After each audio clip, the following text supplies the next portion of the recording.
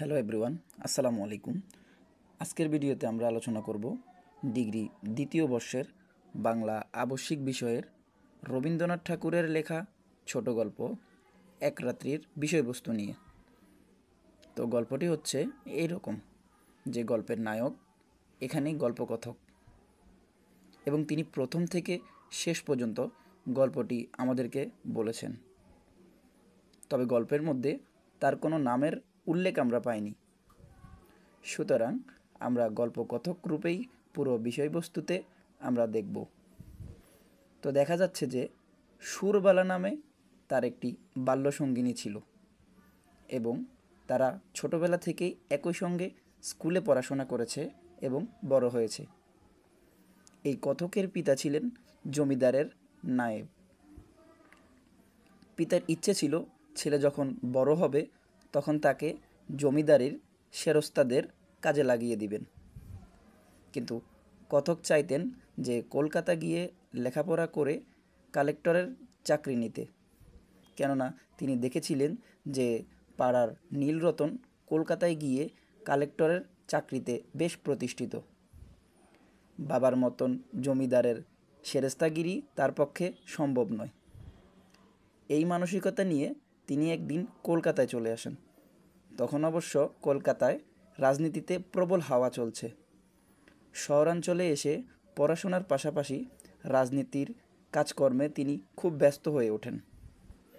এর মাঝখানে একদিন দেখা যায় যে পিতা খবর পাঠালেন যে সুরবালার সঙ্গে তার একটি পাকাপাকি বিয়ের কথা চলছে।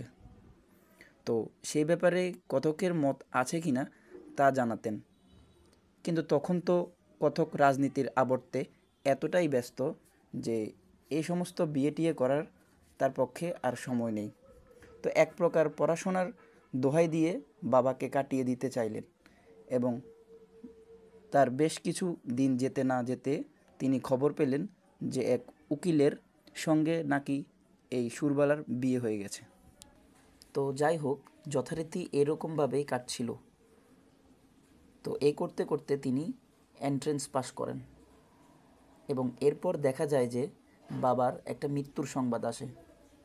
বাড়িতে তখন মা এবং দুই বোন, তারা তো একা, সংসারও তখন চালাতে হয়।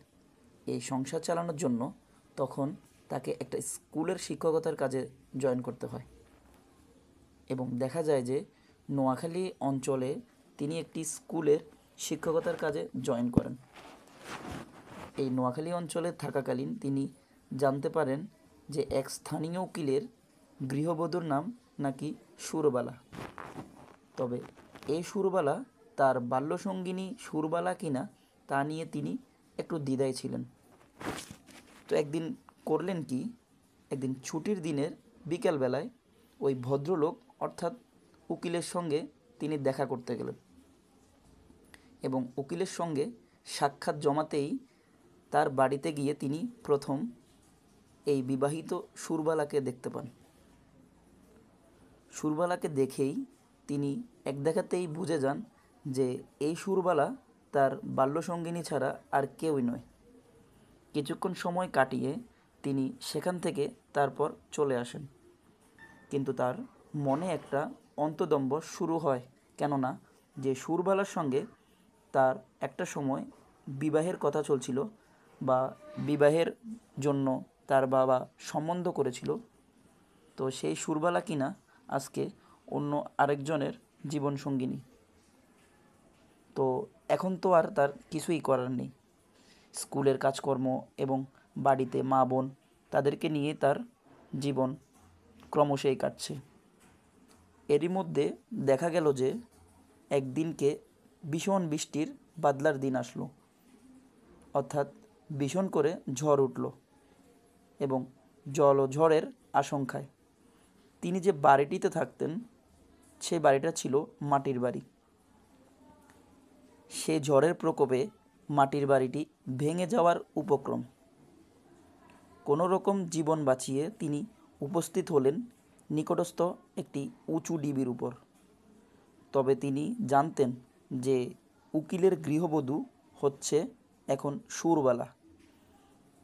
সেই উকিল নাকি কিছুদিনের জন্য কাজের সূত্রে বাইরে যাবেন। তো এই ঝলঝড়ের রাতে সুরবালা বাড়িতে একা। তো এই কথা ভেবে তিনি একটু শঙ্কিত হচ্ছিলেন। এই করতে করতে তিনি দেখলেন যে তিনি যে উঁচু ডিবির উপর দাঁড়িয়ে রয়েছেন, সেই উঁচু ডিবির উপরে আরেকজন মানুষ এসে উপস্থিত হলো। অন্ধকারের রাতে তিনি হালকা আবছায় বুঝলেন যে সেই মানুষটি একজন নারী মূর্তি। ঘুরে তাকিয়ে দেখতেই তিনি বুঝলেন যে এই নারী মূর্তি আর কেউই নয়, তার চেনা পরিচিত, তার বাল্যসঙ্গিনী সেই সুরবালা। সারাটা রাত একটা চরম উৎকণ্ঠার মধ্যে দিয়ে কাটল। একে অপরকে তারা খুব ভালোভাবেই চেনে, কিন্তু তা সত্ত্বেও তারা মুখ ফুটে একটা কথাও বলতে পারল না। দিনের আলো ফুটলে সুরবালা নিজের বাড়ির দিকে চলে গেল।